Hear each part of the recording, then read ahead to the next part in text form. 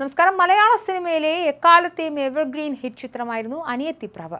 കുഞ്ചാക്കോ ബോബനും ബേബി ശാലിനിയും തകർത്തഭിനയിച്ച പടമിറങ്ങിയിട്ട് ഇന്ന് 28 വർഷം തികയുകയാണ്. കുറെ പഴയ നല്ല ഓർമ്മകളെയും തൊട്ടുണർത്തുന്ന ചിത്രം കൂടിയായിരുന്നു ചാക്കോച്ചന്റെയും ശാലിനിയുടെയും അനിയത്തിപ്രാവ്.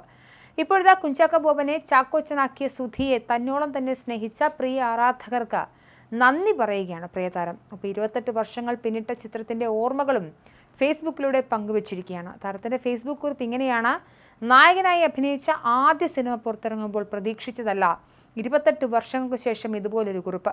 ഈ സ്നേഹം എനിക്ക് നൽകാൻ കാരണക്കാരായ പാച്ചിക്കയ്ക്കും നിർമ്മാതാവ് സ്വർഗചിത്ര അപ്പച്ചനും അവരുടെ സുധിയുടെ നന്ദി. സുധി ഇപ്പോഴും നെഞ്ചിലേറ്റി സ്നേഹിക്കുന്ന നല്ല സിനിമകൾ ചെയ്യുമ്പോൾ തിയേറ്ററിലെത്തുകയും മോശ സിനിമകൾ പരാജയപ്പെടുത്തി ശാസിക്കുകയും ചെയ്യുന്ന പ്രേക്ഷകരോടും സിനിമാ മേഖലയിലെ എൻ്റെ എല്ലാ സഹപ്രവർത്തകരോടും ഹൃദയം നിറഞ്ഞ നന്ദി. മലയാളിയുടെ സ്വന്തം ഉദയ പിക്ചേഴ്സ് 79 വർഷം പൂർത്തിയാക്കുന്നു. വിജയങ്ങളെക്കാൾ പരാജയങ്ങളുടെ കണക്കുകളെക്കുറിച്ച് വ്യക്തമായ ക്ലാരിറ്റി അറിയുകയും അനുഭവിക്കുകയും ചെയ്തൊരു കുടുംബമാണ് ഉദയ. മിന്നിലെ താരം എന്ന സങ്കല്പത്തിനേക്കാൾ മണ്ണിലെ മനുഷ്യനായി നിൽക്കാനുള്ള തിരിച്ചറിവും വിവേകവും പക്വതയും ആ പരാജയങ്ങൾ നൽകി.